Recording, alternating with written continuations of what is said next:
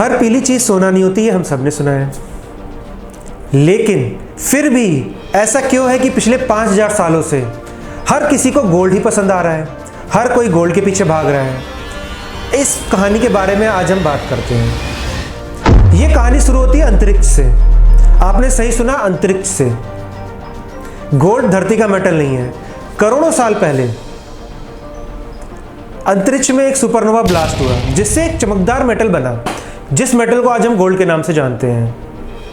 Meteoroid के through ये gold धरती पर आया, जिसको आज हम ज्वेलरी, करेंसी और ETF के थ्रू होल्ड करते हैं। प्राचीन मिस्र में गोल्ड की बहुत वैल्यू थी। वो गोल्ड को सिर्फ एक मेटल नहीं मानते थे, बल्कि अपनी समृद्धि का प्रतीक मानते थे। गोल्ड की करेंसी कब चालू हुई? सबसे पहले लीडिया ने गोल्ड के कॉइन बनाए।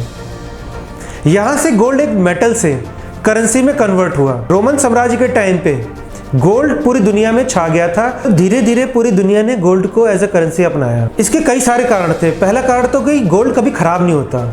गोल्ड में ना जंग नहीं लगती। गोल्ड 500 साल भी रखा रहेगा, उतना ही चमकदार रहेगा, कभी जंग नहीं लगेगी। दूसरा, गोल्ड बहुत फ्लेक्सिबल था। 1 ग्राम गोल्ड से 2 किलोमीटर लंबा वायर बना सकते हैं हम। गोल्ड बहुत दुर्लभ भी था, इस कारण गोल्ड की बहुत वैल्यू हुई।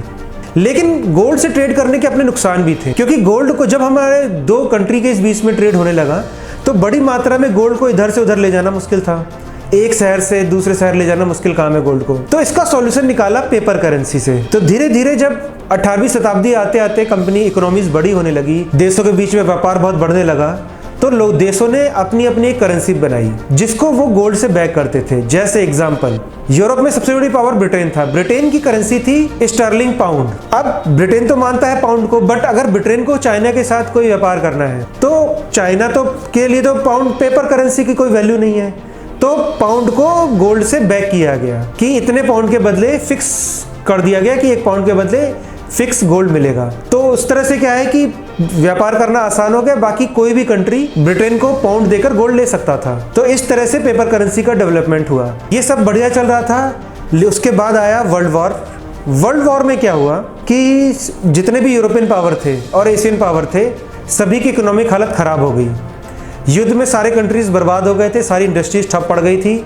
सिर्फ US था जिसकी इंडस्ट्रीज बहुत अच्छी चल रही थी, जो प्रोडक्ट बना करके यूरोप और एशिया को एक्सपोर्ट कर रहा था और बहुत बदले में बहुत पैसा कमा रहा था। बदले में सारा गोल्ड, दुनिया भर का गोल्ड US में आ रहा था।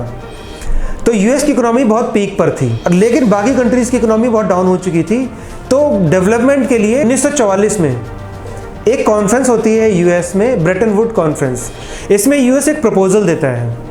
प्रपोजल कुछ इस तरह से देता है कि सारी दुनिया जो ट्रेड कर रही है वो ट्रेड डॉलर में करे, इससे ट्रेड इजी होगा और कोई भी कंट्री डॉलर US को देकर उससे बदले में गोल्ड ले सकता है। दुनिया ट्रेड करेगी डॉलर में और डॉलर बैक्ड होगा गोल्ड के साथ। उस टाइम पे मैं एग्जांपल दूं आपको, तो उस टाइम पर $1 की प्राइस सेट की गई 1 आउंस कि आप $1 देके 1 आउंस गोल्ड ले सकते हो US से। फिर सब कुछ बढ़ता रहा।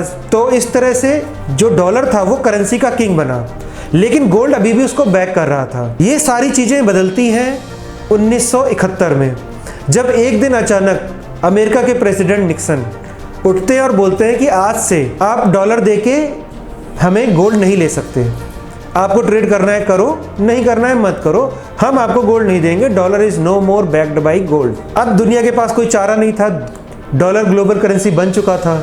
यहां से गोल्ड ने अपनी करेंसी वैल्यू खत्म कर दी।